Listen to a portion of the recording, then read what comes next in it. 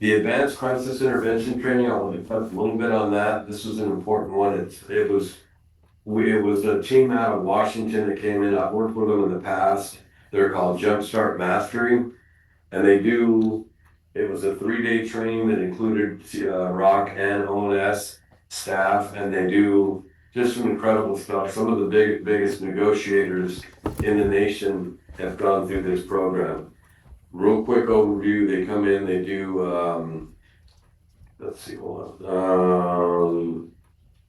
They do what's called verbal craft. They use a model, we want to change it to match Richmond and ROC, but they use a model that's VDSP. They validate, they defer, they suggest, and they prompt. It's a real cool system, and then both ONS and ROC have been using it. Real quickly on this, because it's cool and important, we'll validate when we're working with a client in a crisis. We agree or acknowledge their frustrations, whatever might be happening with them.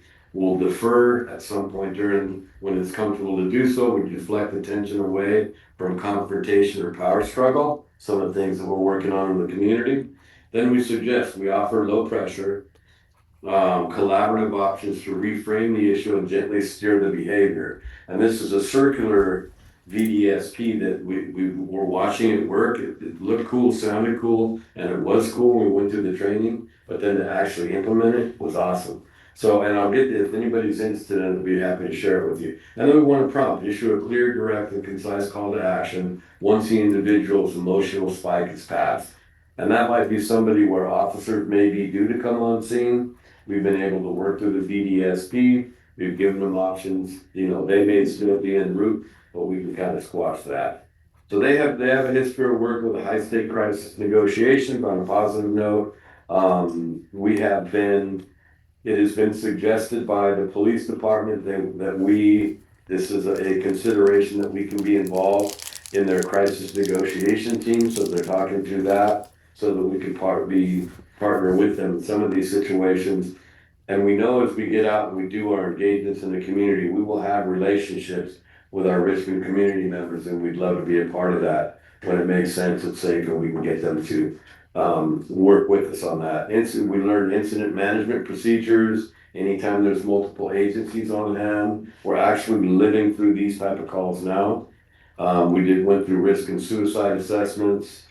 And then we learned about self-regulation, just reinforce self-regulation, fear and stress management. We did a lot of situational awareness, nonviolent resolution and mitigation, and so on and so forth. So I won't get too long-winded, and that's pretty much, and the rest of it's in there. If you guys have any questions, we're open to answer any questions you might have. A lot of really great information. You folks have thoughts?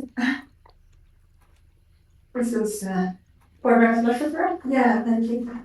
First of all, this is almost overwhelming. It's great. Right. And it's just so impressed by all the elements that you brought in, and some of them I would have thought of. But great. I'm really impressed. I did want, and this is